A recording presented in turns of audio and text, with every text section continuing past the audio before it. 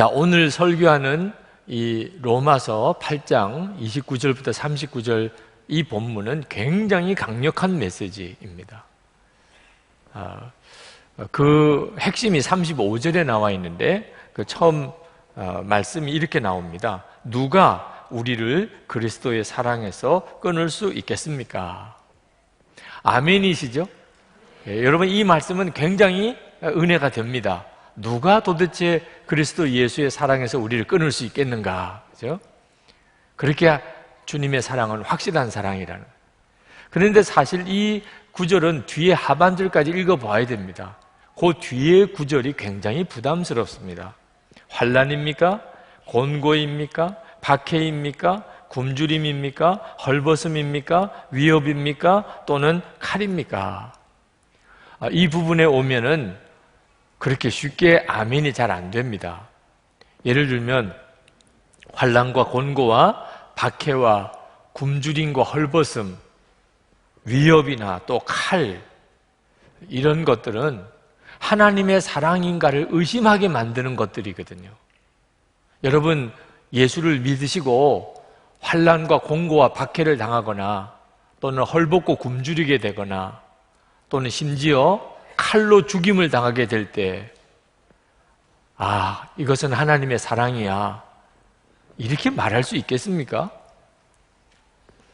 그러므로 오늘 이 말씀은 굉장히 강력한 메시지이면서도 동시에 우리의 믿음의 실상을 그대로 다 보여주는, 또 우리에게는 굉장히 부담스러운 말씀이기도 합니다. 저는 오늘 성령의 역사하심으로 우리가 이 말씀을 오늘 들으실 때 여러분의 마음에 어떤 일이 있어도 하나님과 여러분 사이에 이 사랑이 끊어지지 않는 사랑이라고 하는 확신을 얻게 되기를 축복합니다.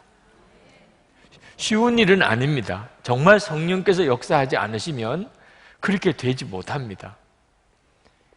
그래서 더욱 성령의 역사하심을 우리가 갈망하게 되는 겁니다.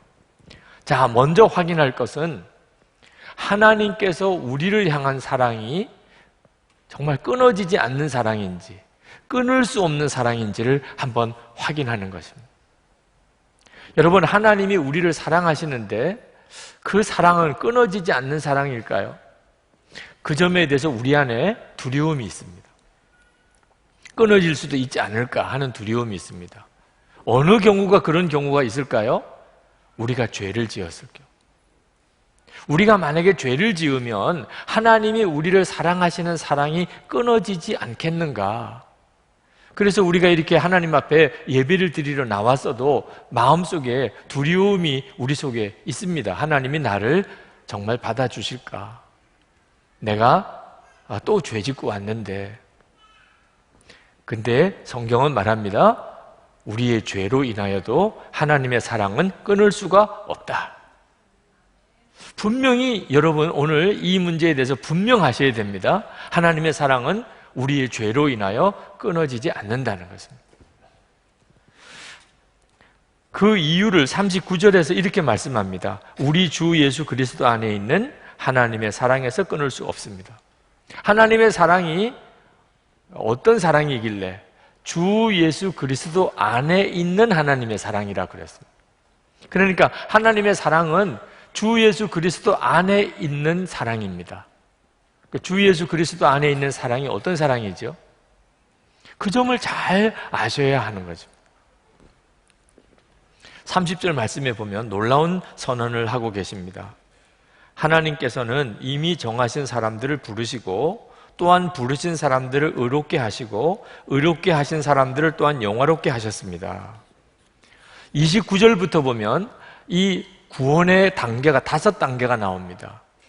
하나님이 우리를 구원하시는 단계가 여러분은 어느쯤 단계에 있는지 한번 생각해 보십시오. 첫 번째는 미리 아시는 것입니다. 여러분, 하나님이 여러분을 미리 아셨다고 믿으십니까? 아멘이죠. 그리고 두 번째는 택하시는 것입니다. 여러분, 하나님이 여러분을 택하셨다는 사실을 믿으십니까? 아멘이죠. 세 번째는 부르셨다는 것입니다. 여러분, 하나님이 여러분을 부르셨다는 것도 믿으십니까? 교회에 나와 앉아 있으니까 안 믿을 수도 없는 거죠. 하나님이 나를 부르셨구나. 자, 세 번째 단계까지는 아멘입니다. 네 번째 단계는 하나님이 우리를 의롭게 하셨다는. 아멘입니까? 예수님의 십자가가 그것을 말해줍니다. 우리의 모든 죄를 주님이 다 사하시고 대신 예수님이 피 흘려 속죄해 주셨습니다. 그래서 우리를 의롭다고 하셨습니다. 다섯 번째는 우리를 영화롭게 하셨습니다. 그것도 아멘입니까? 이 문제에 대해서는 영 자신이 없는 분들이 있으실 겁니다. 하나님이 나를 미리 아시고 미리 택하시고 그리고 나를 부르시고 그리고 나를 의롭게 하시고, 많은 성도들이 예수님을 믿어도 여기까지는 확실히 믿습니다. 예수님이 나를 위해서 십자가에 죽으셨어. 그래서 나는 모든 죄가 사함 받았어. 나는 이제 의로워졌어. 여기까지는 너무나 잘 믿습니다. 그런데 영화롭게 하셨다. 앞으로 하실 게 아니고 이미 영화롭게 하셨다. 과거형입니다. 그 점에 대해서는 자신이 없으신 것이 영화롭지 않으니까 지금. 여러분, 옆에 앉으신 분의 얼굴을 보시면 광채가 나십니까? 영화로우십니까? 우리는 굉장히 그 점에 대해서 영 자신이 없습니다. 나는 아직까지 영화롭다고 말할 수는 없어. 그렇게 되었으면 좋겠지만 대부분 그렇게 생각하십니다. 그것은 예수님을 믿는 것을 속죄받은 것에만 국한하고 있기 때문에 그렇습니다. 우리는 예수님을 진짜 제대로 믿어야 합니다. 예수님을 제대로 믿는 것은 갈라디아서 2장 20절에 놀라우게 고백되어 있습니다. 우리는 예수님과 함께 죽고 예수님으로 사는 자가 되었다는 것입니다. 갈라디아서 2장 20절에 내가 그리스도와 함께 십자가에 못 박혔나니 이제는 내가 산 것이 아니요 내 안에 그리스도께서 사시는 것이라. 여러분이 예수님과 함께 십자가에서 죽었고 여러분 안에 그리스도가 사시는 것이라면 여러분은 영화롭게 되신 거예요? 아니에요? 영화롭게 되신 거죠. 예수님이 여러분 안에 사신 거니까. 예수님은 이미 영화로우신 분이시잖아요. 여러분이 예수 믿는 것을 어떻게 이해하느냐에 따라서 이 말씀이 이해가 되기도 하고 또 안 믿어지기도 합니다. 나는 죽었고 예수님이 내 생명이셔. 이것이 믿어지는 사람은, 그렇게 고백이 되는 사람은 영화롭게 하셨다는 말씀이 믿어지는 거예요. 이 사실이 믿어지는 사람에게는 하나님이 나를 사랑하시는데 죄로 인하여 끊어질 수 있을까? 이건 말도 안 되는 겁니다. 우리가 어떤 죄를 지었다 할지라도 이미 우리는 영화롭게 된 사람입니다. 그리고 하나님이 우리를 그렇게 인도하세요. 하나님은 우리를 완벽하게 구원해 주셨습니다. 그 은혜를 믿으라는 거죠.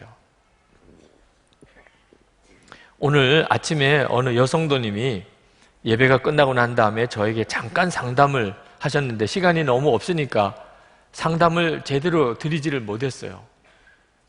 그래서 설교 때 약간 보충을 해드리려고 합니다. 그 성도님은 기도 응답을 못 받은 것에 대해서 안타까워하셨습니다. 그는 예수를 믿고 마음이 너무너무 간절한 사모하는 마음이 생기는데 그것은 정말 주님을 체험하고 싶은 것입니다.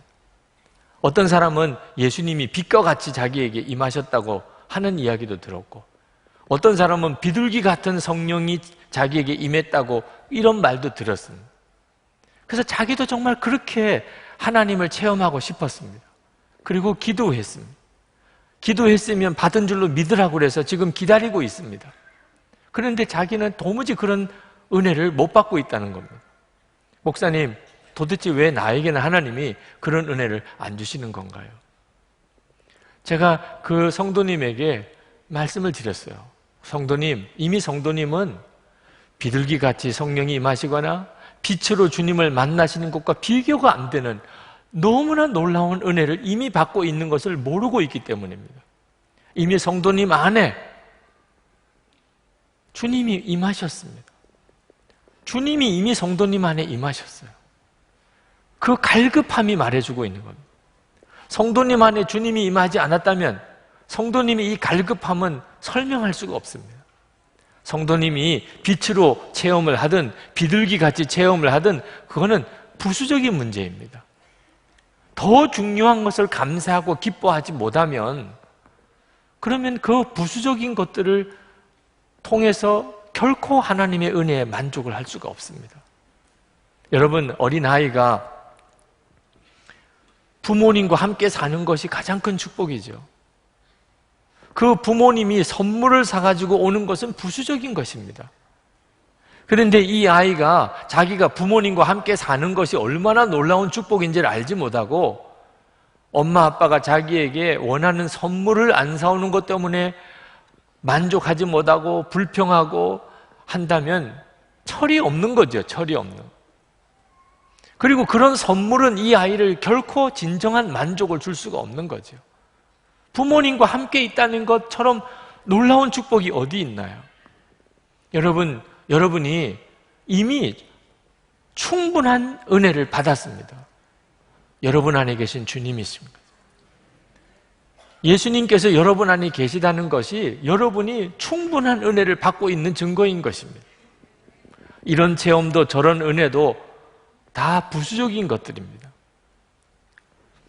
하나님이 나를 사랑하시는데 내가 어떤 잘못을 해도 하나님이 나를 사랑하시는 것이 취소되지 않을 수 있겠는가? 물론입니다. 주님이 내 안에 오셨거든요. 31절 말씀에 사도 바울이 이렇게 말합니다. 하나님이 우리 편이시면 누가 우리를 대적하겠습니까? 자기 아들을 아끼지 않으시고 우리 모두를 위하여 내주신 분이 어찌 그 아들과 함께 모든 것을 우리에게 선물로 거저주지 않으시겠습니까? 이미 하나님은 우리에게 가장 중요한 것을 주셨어요. 우리 속에 주님이 오게 하셨어요.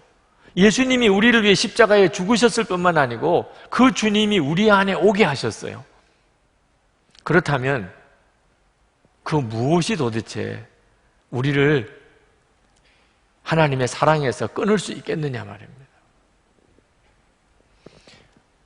우리가 죄를 지으면 항상 이 문제에 대해서 흔들립니다. 하나님이 진짜 나를 지금도 사랑하실까? 여러분, 성경을 정확히 아셔야 됩니다. 로마서 5장 8절에 우리가 아직 죄인 되었을 때에 그리스도께서 우리를 위하여 죽으심으로 하나님께서 우리에 대한 자기의 사랑을 확증하셨느니라. 여러분, 하나님이 여러분을 언제 사랑하셨는지를 아셔야 됩니다. 여러분이 죄인이었을 때. 예수 믿으시고 사랑하신 거 아닙니다. 여러분이 큐티를 잘하니까 그때부터 사랑하신 것도 아닙니다. 여러분이 이렇게 주일마다 교회 와서 예배를 잘 드리니까 그때부터 사랑하신 것도 아닙니다. 여러분이 진짜 말할 수 없는 죄인이었을 때 하나님은 여러분을 위해서 당신의 독생자를 주시고 대신 십자가에 죽게 하시게 하심으로 여러분을 향한 사랑을 확증하셨습니다. 이걸 분명히 아셔야 됩니다. 내가 어떤 죄를 지을지라도 하나님의 사랑은 끊을 수가 없다. 끊어지지 않는다. 한 번은 어느 국회의원이 모임을 가지고 있는 곳에 갔어요. 갔더니 그분이 여러 사람들하고 악수하면서 인사하는 것을 이렇게 보았습니다. 보니까 다 똑같이 인사하는 게 아니더라고요. 어떤 사람하고 인사할 때는 그냥 손만 내밀고 고개만 까딱거리고 그렇게 인사하기도 하고, 어떤 사람하고 인사할 때는 정말 팔이 떨어지라고 막 그렇게 두 손으로 잡고 인사를 하는 걸 보고 이분이 사람이 다 똑같이 좋은 게 아니구나 이런 생각이 들었었어요. 여러분, 오늘 여러분들이 하나님 앞에 예배드리러 이렇게 오실 때 하나님은 여러분들을 어떤 식으로 반가워하셨을 것 같습니까? 너 또 왔냐? 난 너만 보면 숨이 탁 막힌다. 혹시 이렇게 하셨을 거다. 하나님이 나를 보시면은 오히려 하나님이 어색해 하셨을 거다. 혹시 그렇게 생각하시는 분이 이 자리에 한 사람이라도 있다면 그건 정말 몰라서 하시는 거예요. 결코 그렇지 않습니다. 하나님은 너무 기뻐서 펄쩍펄쩍 뛰면서 너무 반가워서 여러분들을 끌어안으시고 좋아하셨어요. 믿어지지 않으시는 분이 틀림없이 있으실 거예요. 목사님, 저를 몰라서 그러시지 저는 절대로 하나님이 그렇게 기뻐할 그런 사람이 아닙니다. 이사야 43장을 보면 거기에 이스라엘 백성들을 향하여 하나님이 이렇게 말씀합니다. 1절에 보면 너는 내 것이라. 4절에 보면 내가 너를 보배롭고 존귀하게 여기고 너를 사랑하였다. 야, 도대체 이스라엘 백성들이 얼만큼 잘했길래 하나님이 이렇게까지 말씀하셨을까? 근데 참 실망스럽게도 8절에 보면 눈이 있어도 소경이요 귀가 있어도 귀머거리인 백성이라고 말씀하셨어요.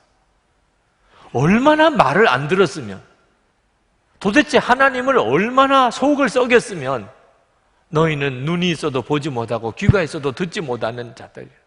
그러셨을까? 그런데 더 이상한 것은 그런 이스라엘 백성들에게 주님은 내가 너를 보배롭고 존귀하게 여기고 너를 사랑하였다는 말은 또 무슨 말이죠? 하나님이 그들의 아버지시니까. 그렇게 속썩이는 백성이지만 하나님께서 그들의 아버지시니까 이스라엘 백성들을 그렇게 말씀하신 거예요. 7절 말씀에 보면 이렇게 쓰셨습니다. 내 이름으로 일컫는 자 곧 내가 내 영광을 위하여 창조한 자라고 그들을 내가 지었고 만들었느니라. 이스라엘 백성들을 하나님이 창조하시고 만들었기 때문에 그렇게 속썩이는 자들이라도 하나님은 그들을 보배롭고 존귀하게 그리고 사랑하고 기뻐하셨다는. 여러분, 우리들은 어떤 존재입니까? 예수님께서 대신 죽어주신 분, 그리고 그 영으로 우리 안에 오신 분이에요. 그런 사람입니다, 우리가. 그리고 우리 안에 오신 성령께서 우리가 하나님의 자녀임을 증거하십니다.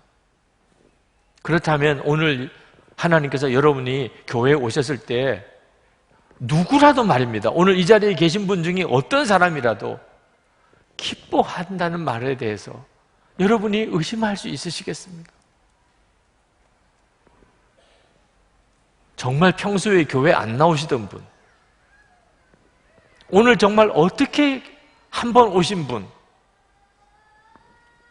아마 하나님은 거의 미칠 지경이실 거예요. 좋아서. 그 점을 여러분이 믿으셔야 돼요. 우리의 죄로 인하여 하나님의 사랑은 절대로 끊어지지 않습니다.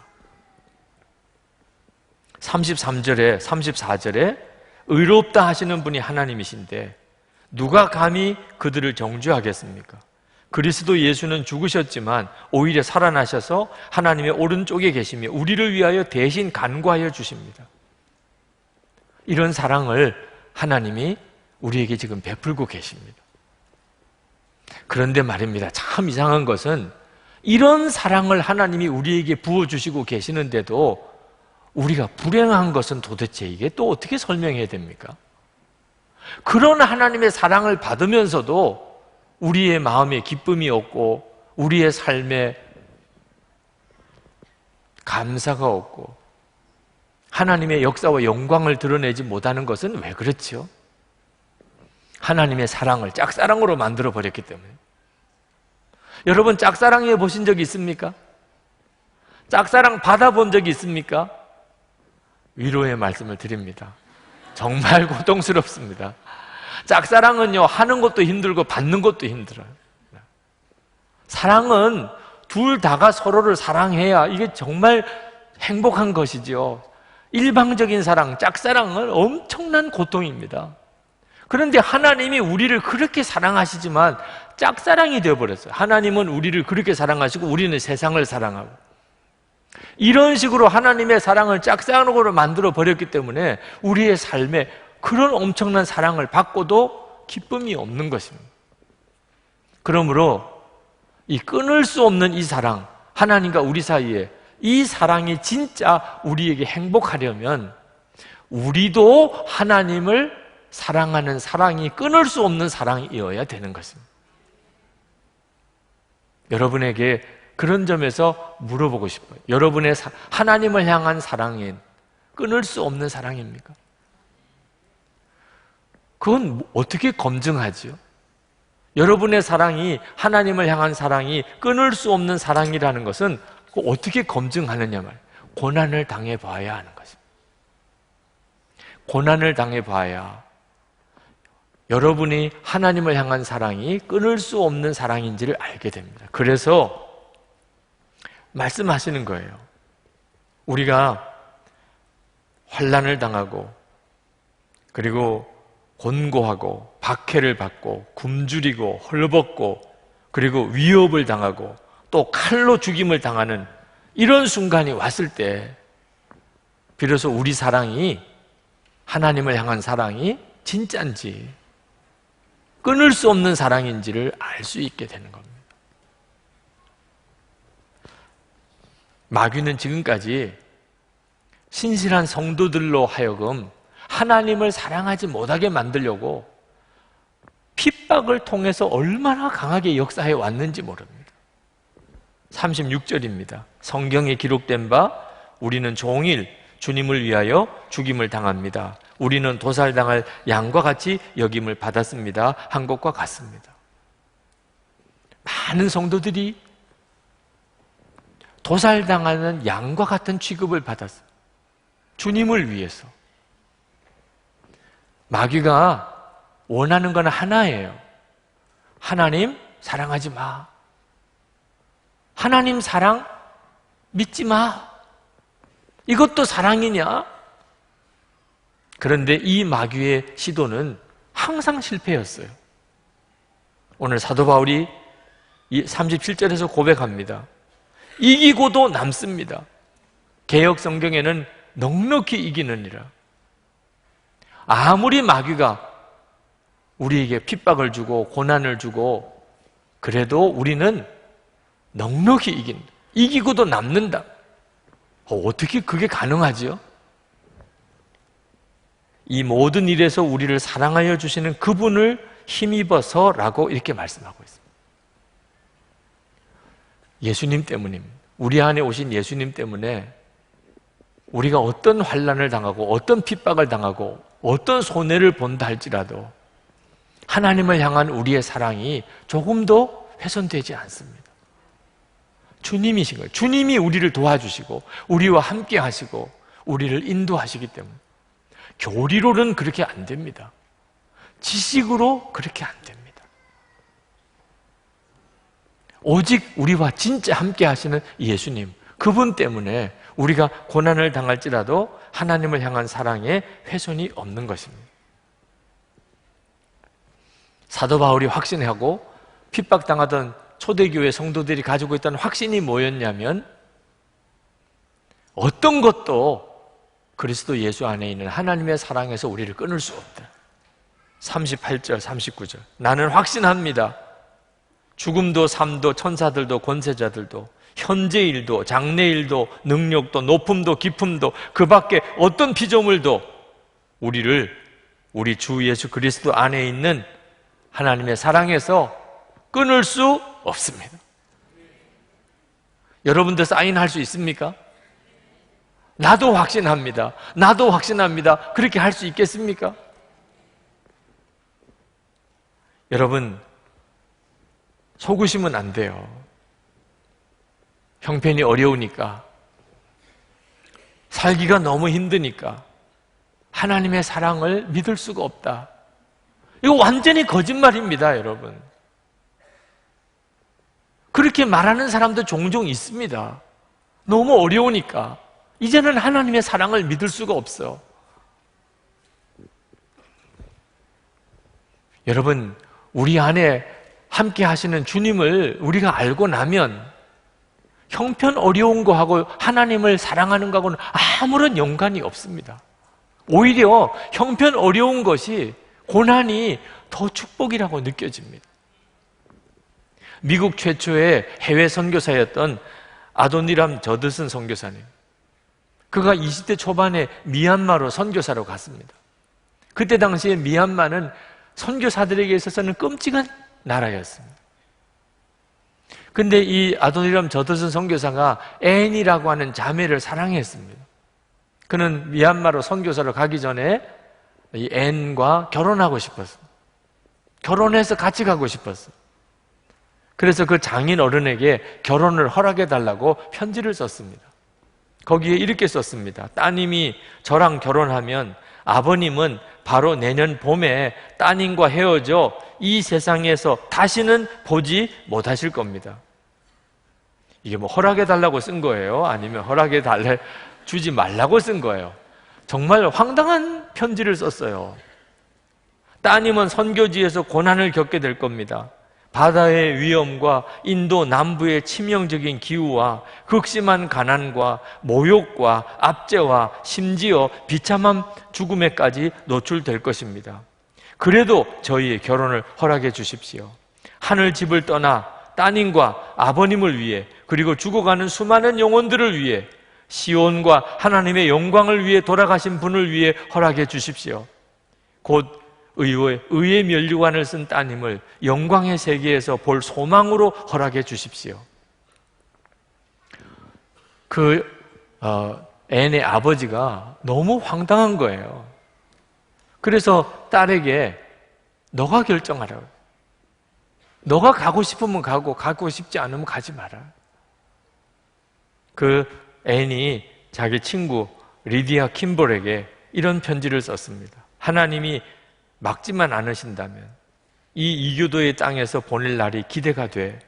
리디아, 이곳에서의 모든 안락과 즐거움을 포기하고 친척과 친구들을 향한 사랑도 접고 하나님의 섭리 가운데 부르시는 곳으로 가기로 결심했어. 이 앤 저드슨은 20대에 첫 아이를 낳고 그리고 미얀마에서 죽습니다. 그 길을 간 거예요.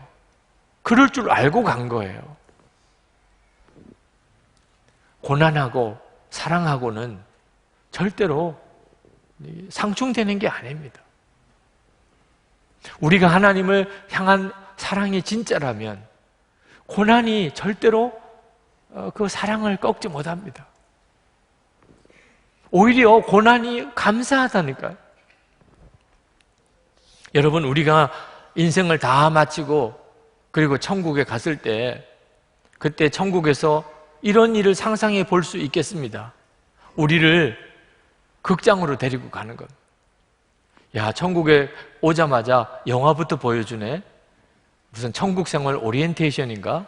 하고 이렇게 앉았습니다. 불이 꺼지고 그리고 이제 영상 필름이 돌아갑니다.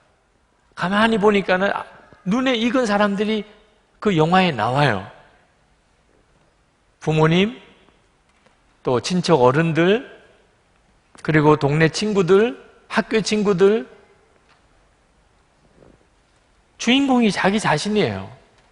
태어날 때부터 자기가 죽을 때까지 모든 자신의 삶이 그 영상에 쭉 다 나옵니다. 그 영화를 다 보고 난 다음에 여러분은 어떤 느낌이실까요? 만약에 내가 주님을 위해서 고난을 당하고 주님을 위해서 희생하고 주님을 위해서 헌신한 그런 장면들이 나올 때 여러분은 어떤 느낌이실까요? 그건 황홀한 것입니다. 그건 정말 놀라운 축복인 것입니다. 내가 그랬었지. 내가 그때 주님을 위해서 저런 어려움을 당했지. 내가 주님을 위해서 저런 고난을 당했었어. 내가 주님을 위해서 저렇게 희생했었지. 근데 그건 얼마나 큰 기쁨일까요? 여러분, 빌립보서 1장 29절에 하나님께서는 여러분에게 그리스도를 믿는 것뿐 아니라 또한 그리스도를 위하여 고난을 받는 특권도 주셨습니다. 그리스도를 위하여 고난을 받는 특권이래요. 지금은 그게 믿어지지 않으시는 분, 이해가 안 되시는 분들이 있으실 거예요. 그러나 천국에서 여러분의 인생을 다 한번 돌아볼 때는요, 그때는 정말 절감하게 될 것입니다. 그리스도를 위하여 고난을 당하는 것이 특권인 거예요. 그거밖에 남을 게 없어요. 우리 안에 오신 주님은 우리에게 그것을 알게 하십니다. 그러니 여러분, 하나님을 향한 우리의 사랑을 끊을 수 있는 게 뭐가 있습니까? 어떤 고난도 끊을 수가 없습니다. 여러분들이 이 사랑을 실제로 누리고 사시기를 축복합니다. 하나님이 우리를 향한 사랑, 어떤 죄가 있어도 끊을 수가 없습니다. 우리가 하나님을 향한 사랑, 어떤 고난도 끊을 수가 없습니다. 우리가 이렇게 하나님과 사이에 끊을 수 없는 사랑을 가지고 사는 것은 단순히 우리 자신만을 위해서 중요한 게 아닙니다. 세상을 뒤집어 놓는 일이에요. 여러분 한번 생각해 보십시오. 하나님을 향한 이 뜨거운 사랑, 끊을 수 없는 이 사랑의 관계 속에 사는 성도는 어떻게 살까요? 하나님이 나를 사랑하세요. 그 사랑은 끊을 수가 없어요. 나도 하나님을 사랑해요. 그 사랑은 끊을 수가 없어요.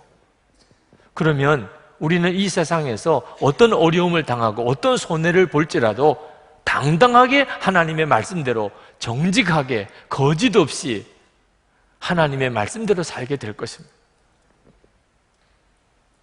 오늘 여기에 계신 분이 한 2,000명 정도, 3부 예배만 드리시는 분이 한 2,000명 정도 되는데, 여러분 이 나라에 2,000명만이라도 하나님과 사랑을 끊을 수 없는 사랑을 진짜 믿고 그게 믿어지고, 그래서 어떤 어려움이 올지라도 하나님의 말씀대로만 사는 사람이 있다면 우리나라 어떻게 될까요?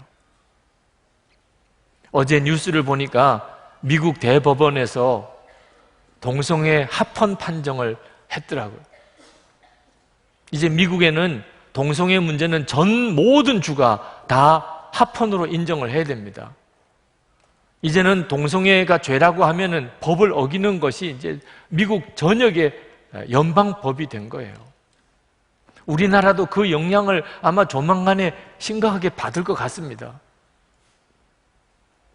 우리는 걱정스러운 것이 소돔과 고모라가 왜 유황불 심판을 받았습니까? 그 소돔과 고모라 땅은 완전히 동성애 판이었어요. 그래서 하나님이 그 땅을 벌을 주셨다. 맞는 이야기예요. 그게 우리를 걱정스럽게 하고 기도하는 거였어요. 그러나 여러분, 소돔과 고모라가 동성애 때문에 유황불 심판 받은 것만 아니라는 사실을 알아야 돼요. 의인 10사람이 없었기 때문이었어요. 의인 10사람이 없었기 때문에 유황불 심판 받은 거예요. 여러분, 오늘 여기에 2,000명이 있다고. 2,000명이 하나님의 사랑, 하나님을 향한 사랑, 끊을 수 없는 사랑, 이런 사랑에 감격하고 확신하는 사람, 그래서 무슨 일이 있어도 하나님의 말씀대로 사는 사람 2,000명이 있다면 이 나라가 문제가 되겠어요?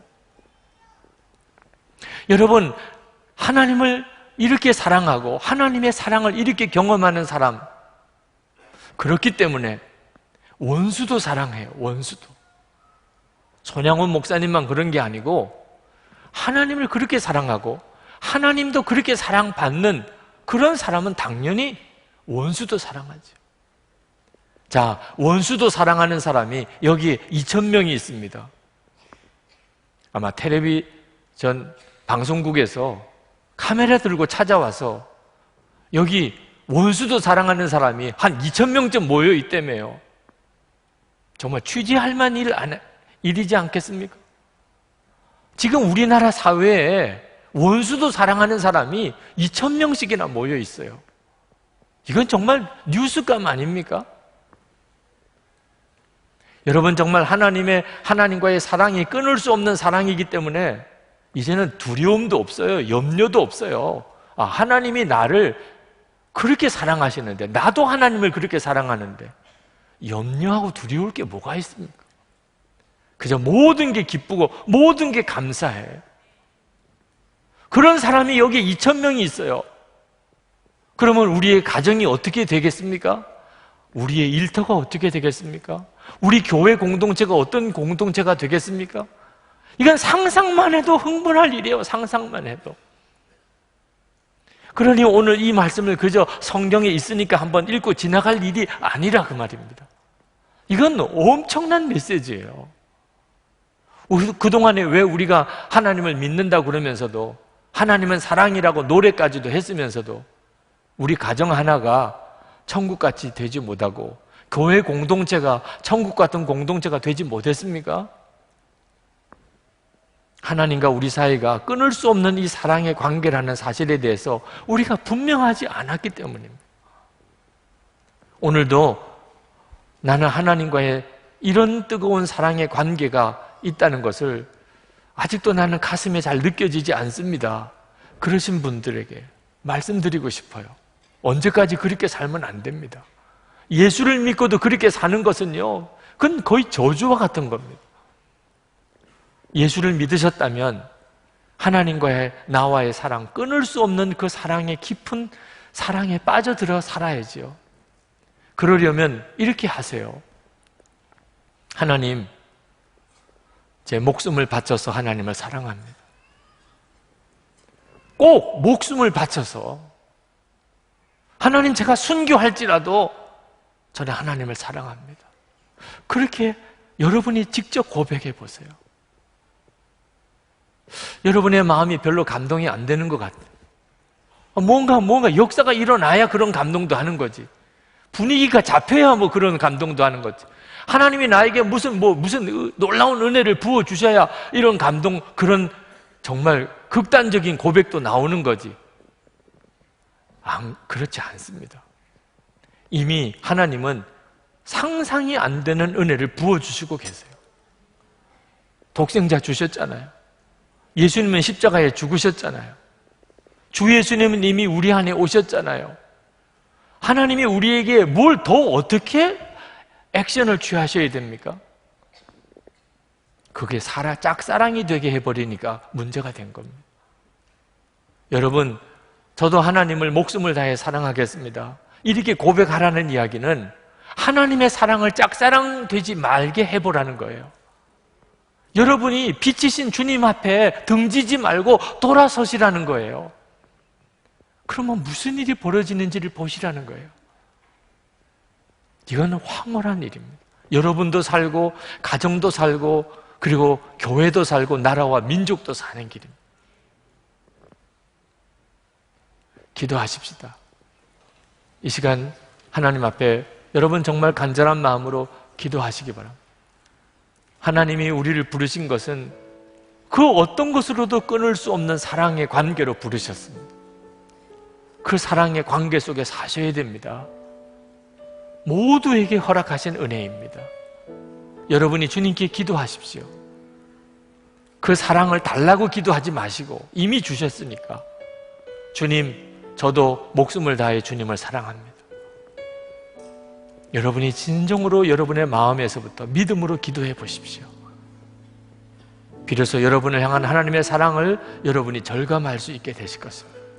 다 같이 통성으로 기도하겠습니다. 은혜와 사랑이 충만하신 하나님,